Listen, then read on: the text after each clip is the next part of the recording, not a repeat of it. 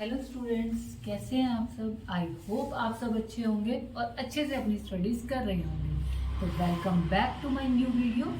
आज हम last video में हमने जो टॉपिक डिस्कस किया था वो था nth term of an AP. तो आज हम उससे रिलेटेड कुछ और एक्स्ट्रा क्वेश्चंस करेंगे। तो लेट्स स्टार्ट। तो स्टार्ट करते हैं आज का नया question. Which term of the arithmetic progression 5, 15, 25 up to so on will be 130 more than its 31st term।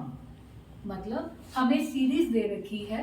Series में क्या बोला हुआ है हमें, विच टर्म, हमें टर्म बतानी है किसकी, अर्थमेटिक प्रोग्रेशन की, मतलब एपी की। कौन सी टर्म जो इस प्रोग्रेशन में 130 ज्यादा होगी, किससे ज्यादा होगी, 31st टर्म से। तो हम सबसे पहले हमें किस चीज की नीड होगी, 31st टर्म। इस सीरीज की, गिवन सीरीज की 31st टर्म हमें पता होनी चाहिए। तो उस 31st टर्म से 130 ज्यादा, मोर है तो किसका साइन आ जाएगा, प्लस का। उस 31st टर्म से 130 ज्यादा होनी चाहिए। तो वो जो ज्यादा वाली टर्म होगी वो किस प्लेस पर आएगी, ये चीज हमें यहाँ पे बतानी है। तो सबसे पहले हम सीरीज लिख लेते हैं जो सीरीज हमें गिवन की है। सीरीज क्या है, 5, 15, 25 अप टू सो ऑन। ये हमारी सीरीज है। तो इस सीरीज में फर्स्ट टर्म ए की वैल्यू कितनी है, ए हमारा यहाँ पे है 5। तो हम पहले देख लेते हैं ए कितना आएगा, ए हमारा 5 आएगा। और किस चीज की जरूरत होती है हमें सबसे important common difference C D की रिक्वायरमेंट होती है। और उसे निकालने का क्या फॉर्मूला होता है, A2 माइनस A1। तो देखो ये हमारी हो गई फर्स्ट टर्म और ये हमारी हो गई सेकेंड टर्म। तो हमें अगर डिफरेंस निकालना है तो डिफरेंस का फॉर्मूला हम लोगों को पता है। क्या फॉर्मूला होता है, A2 माइनस A1। A2 की वैल्यू कितनी है, A2 है हमारा यहाँ पे 15 माइनस में A1 हमारा है यहाँ पे 5। तो डिफरेंस कितने का आ गया, 10 का डिफरेंस आ गया यहाँ पे। तो अब हम A भी हमें पता है, D भी हमें पता है। हमें कौन सी टर्म निकालनी है, 31st टर्म फाइंड आउट करनी है। और 31st टर्म का हमने लास्ट वीडियो में भी हमने टर्म निकालने के लिए फॉर्मूला किया था। क्या फॉर्मूला था, अगर हमें 31st टर्म निकालनी है तो वो क्या हो जाएगी, A31 आपका हो जाएगा, A31 is equal to A plus 30D। एक नंबर जो जिस टर्म को हमें फाइंड आउट करना है उससे एक नंबर कम हो जाता है। तो हमारा 31st था तो यहाँ पे क्या हो जाएगा, 30 हो जाएगा। अब इसमें हम वैल्यूज डाल देते हैं। ए की जगह पे क्या आ जाएगा, 5 प्लस 30 और डी की जगह पे क्या आ जाएगा हमारा 10। तो A31 की हमारी वैल्यू क्या आ जाएगी, 5 प्लस 300। तो हमारी वैल्यू हुई 305। ये हमारी 31st टर्म आ गई है। लेकिन हमें 31st टर्म में कितना ऐड करना है, 130 मोर ऐड करना है। और वो नंबर जो हमारा आएगा वो हमें सीरीज में बताना है कि किस प्लेस पर आएगा। तो इसके लिए सबसे पहले तो हम 305 में किसको ऐड कर लेते हैं, 130 को ऐड कर लेते हैं। तो 305 में मैंने किसको ऐड कर लिया, 130 को मैंने ऐड कर लिया। तो ऐड करने के बाद नंबर क्या बना, 435। ये हमारी nth टर्म हो गई यहाँ पे कि nth टर्म अब हमें गिवन हो गई। nth टर्म भी हमें पता है, a भी हमें पता है, d भी हमें पता है। तो हमें nth टर्म में किसकी वैल्यू फाइंड आउट करनी है, n की टर्म फाइंड आउट करनी है। क्योंकि जहां पे भी क्वेश्चन के अंदर विच टर्म ये लिखा हुआ आ जाए, विच टर्म, तो दैट मीन्स हमें n की ही वैल्यू फाइंड आउट करनी होती है वहां पे। तो अब हम फॉर्मूला लिख लेते हैं पहले, an इज इक्वल टू क्या होता है, a plus n minus 1 into D. an के प्लेस पे an की वैल्यू आ जाएगी जो हम निकाल चुके हैं। क्या वैल्यू थी वहां पे, 435 इज इक्वल टू a कितना था हमारा यहाँ पे 5 प्लस n हमें फाइंड आउट करना है और d की हमारी वैल्यू आ चुकी है। d हमारा कितना था यहाँ पे 10, तो हमने d के प्लेस पे d की वैल्यू डाल दी। अब हम इस यहाँ से किसकी वैल्यू निकाल लेंगे, n की। तो सबसे पहले हम इस 5 को राइट साइड से लेफ्ट साइड में शिफ्ट कर देते हैं। इधर ये पॉजिटिव है, इधर आएगा तो किसका हो जाएगा, नेगेटिव हो जाएगा। तो 435 माइनस में क्या हो जाएगा 5 is equal to n minus 1 into में क्या हो गया 10। अब 5 इसमें से माइनस किया, 435 में से 5 माइनस किया तो कितना आ जाएगा आपका 430। तो 430 इज इक्वल टू में क्या आ जाएगा आपका n माइनस 1 इंटू में 10। तो हमें किसकी वैल्यू फाइंड आउट करनी है, n की। तो सबसे पहले तो ये 10 डिवाइड में जाएगा, यहाँ 10 डिवाइड में जाएगा तो हमारा क्या बन जाएगा question, n minus 1 is equal to 430 divide by 10। एक जीरो से एक जीरो कैंसिल हुआ, तो n minus 1 is equal to 43। तो n की वैल्यू कितनी हो गई 43 प्लस 1, तो n इज इक्वल टू कितना हो गया हमारा 44। तो दैट मीन्स जो टर्म, कौन सी टर्म, 31st टर्म में अगर हमने 130 ऐड किया तो वो हमारी इस सीरीज के अंदर 44th प्लेस पर आएगी। तो नेक्स्ट क्वेश्चन अब कर लेते हैं हम लोग। नेक्स्ट क्वेश्चन की स्टेटमेंट क्या है, find 10th term from the end of the AP 4, 9, 14 up to so on 254। पहले स्टेटमेंट समझ लेते हैं। हमें 10th टर्म फाइंड आउट करनी है from the end of the AP, इस AP के एंड से, मतलब इस टर्म की, इस जो AP की लास्ट टर्म होगी वो हमारी सीरीज में, जो हमारी गिवन सीरीज बनेगी उसमें फर्स्ट टर्म बन जाएगी, क्योंकि हमें एंड से 10th टर्म फाइंड आउट करनी है, पीछे से 10th टर्म को फाइंड आउट करना है इस AP के अंदर। तो इस टाइप के क्वेश्चंस करते हुए हम क्या करेंगे, हम सीरीज को ही उल्टा कर देते हैं।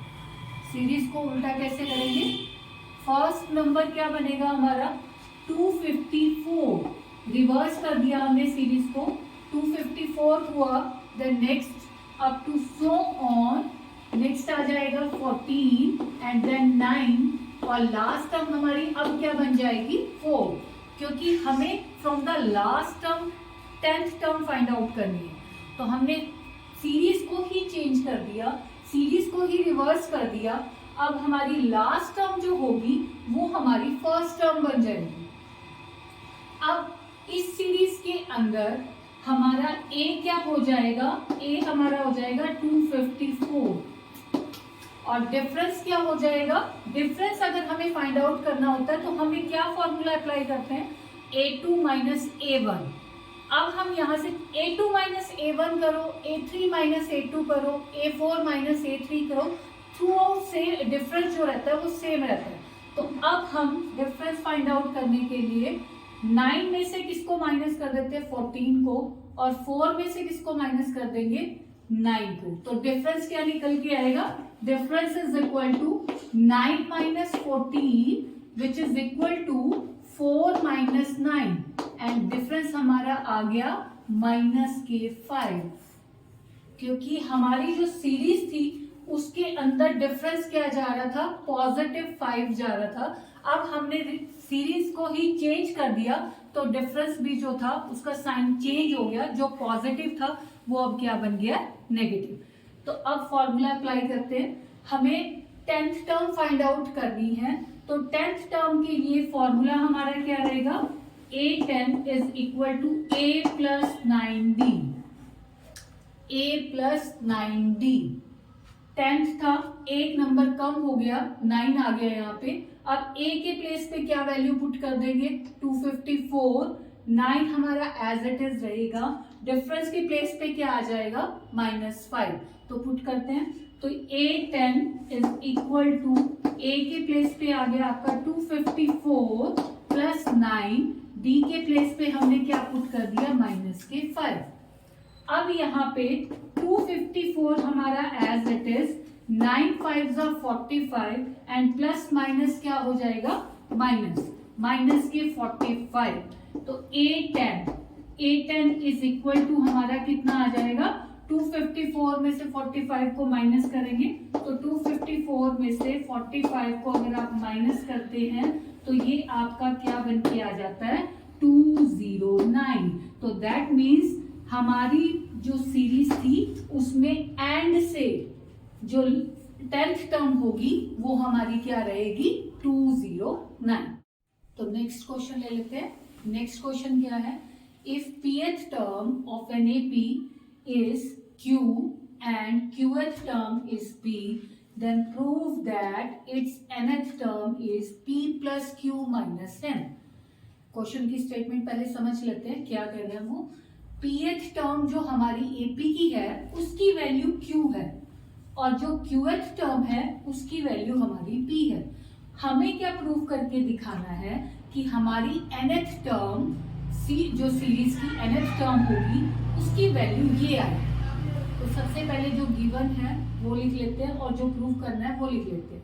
हमें गिवन क्या है, AP, pth टर्म हमारी Q है वो लिखी और qth टर्म हमारी कितनी थी, P थी। ये दोनों चीजें हमें गिवन है और हमें प्रूव क्या करना है, nth टर्म हमारी P plus Q minus n होगी, ये हमें प्रूव करना है। अब जो गिवन है उसका यूज करते हैं।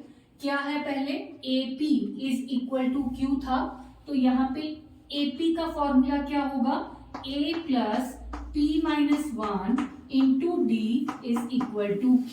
ये हमारी इक्वेशन नंबर 1 हो जाएगी।